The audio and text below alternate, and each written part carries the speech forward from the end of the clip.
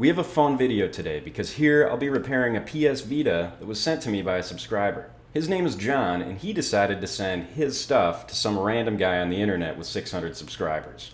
That's pretty brave. I just checked his channel before recording this video and found out he's a musician with some pretty cool stuff. I'll link his channel down below, go check it out. Anywho, let's get started so we can get this one sent back out to John. A quick note is that this is one of the original OLED PS Vitas. The model is 1101, which has both Wi-Fi and 3G. I was told the issue here was a bad screen that just needs replacement. So the first thing to do is a simple check to verify the problem and see if there are any other issues. So we saw there the blue light comes on the PlayStation logo. That's a good sign. Make sure the volume's up. We are not getting a picture so far. We do have sound coming in. The touchscreen appears to work. I'm not getting any response from the buttons. I'm not sure if I should. I think the touchscreen might be the only way to navigate the main menu. Anywho, with the screen not working, all I can really tell is just that. The screen is bad, it's difficult to diagnose any further issues, but it seems pretty likely that our only problem here is just the bad screen. I am noticing just now there actually is a crack. It doesn't show up really well on the camera, but right along where the shadow of my tweezers are, there is a crack in the screen, kind of under the plastic surface. So this unit may have been dropped at some point, the screen cracked, and that kind of bricked the whole display. First thing we're going to try is a full screen replacement with a new one. To disassemble, we need to remove 4 screws in these corners where my fingers are, 2 from the bottom, and 2 under this lid. Before you do this, make sure your game and memory card, things like that, are removed just so they don't get in the way while you separate the shell halves. At this point, we can remove the touchpad connection. Battery is somewhat difficult to find an edge. We'll try it here with the tweezers. And that seems to work pretty well. There are a lot of things to take out here, and we'll try to do it in a sensible way. Start with this black plastic piece and this other one. Then the shoulder buttons can come off. The lids as well. We'll try to take these top level pieces off.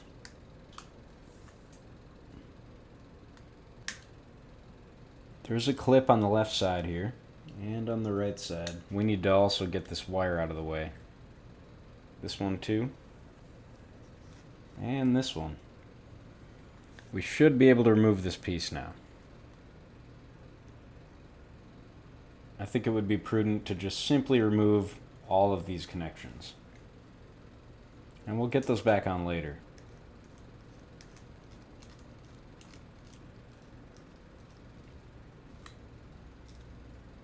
Now we'll undo a few more connectors.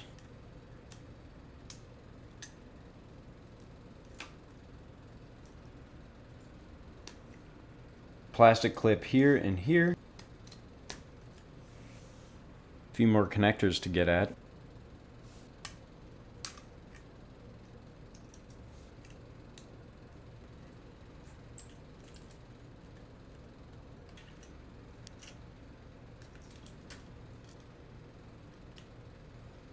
I'll take the top piece off.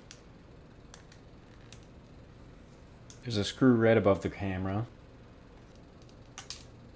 Another connector here. Take the camera out. Well, I think now we can unclip the main board.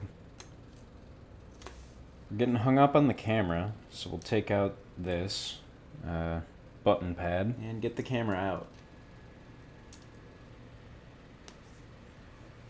Now we can get under there and detach the screen.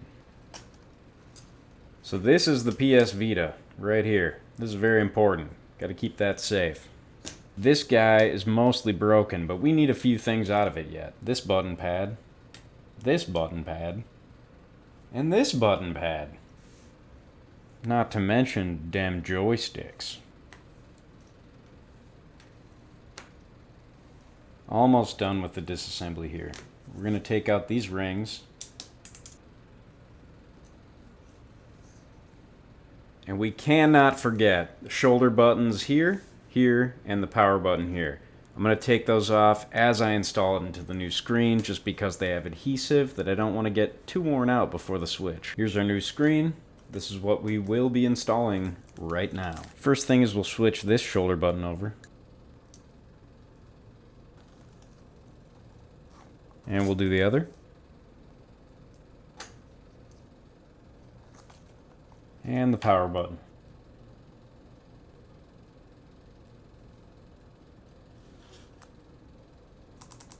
In these locations, there are some thermal pads and ESD pads we do not want to miss.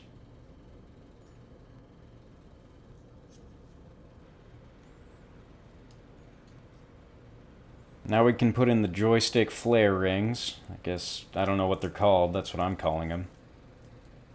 The joysticks themselves can come back in.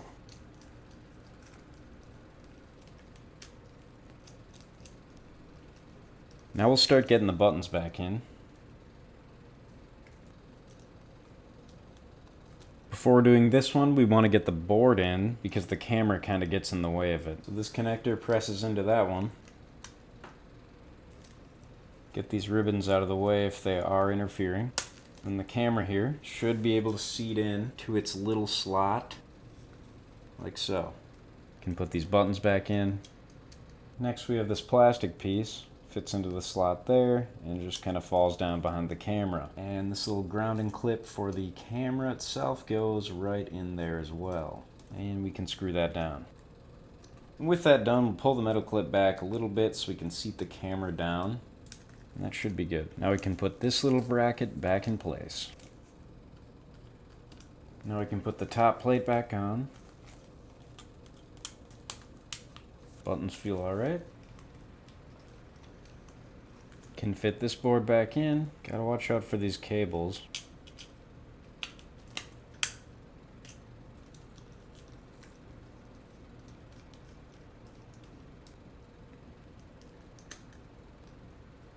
Can plug these back in.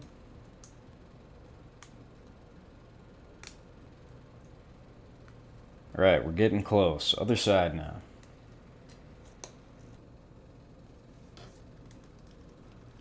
Plug these ones in now.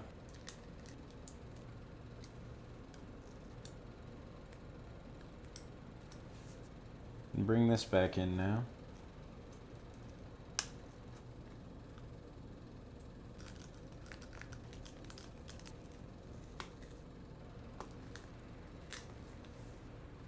So the white wire fed through that little hole. And this black piece should be able to just clip in. This one rotates, weaves through under there, and lastly under this one. Similar thing with this one. Make sure those wires are tucked under those strain reliefs. Last is the white one. We'll actually start by plugging this one in, and then feeding it through. And that one looks pretty good. Put this in, shoulder buttons in, this thing. In, other side. Alright, it's time to get the back shell on. We'll start with the rugged connection, which is the battery. And then this finer connector. Can close her up now. Before we do any screws, let's just try and turn it on. I mean, it looks like it works, but does it have 3G? It does.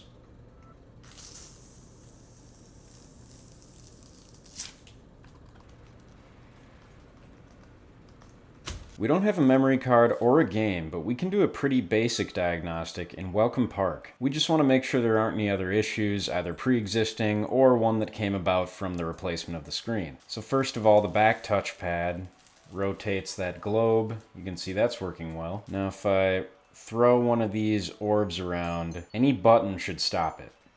So X works, square, triangle, circle, R, L, left, down, right, up. We can also quickly check the camera. So you can see I am getting my bubble wrap through it, so the camera's working well. Alright, everything seems to be in order on this system. So I think we can call this one a win. We have a working screen. I hope those of you watching can take something from this. If your PS Vita has a screen issue, especially where it's completely black, Oftentimes, you just need to replace the whole thing. It can seem intimidating at first. You saw all the different things that needed to be removed and replaced, but if you're patient and take your time, it can be not so bad. So I wish you the best in fixing yours, and thanks for watching.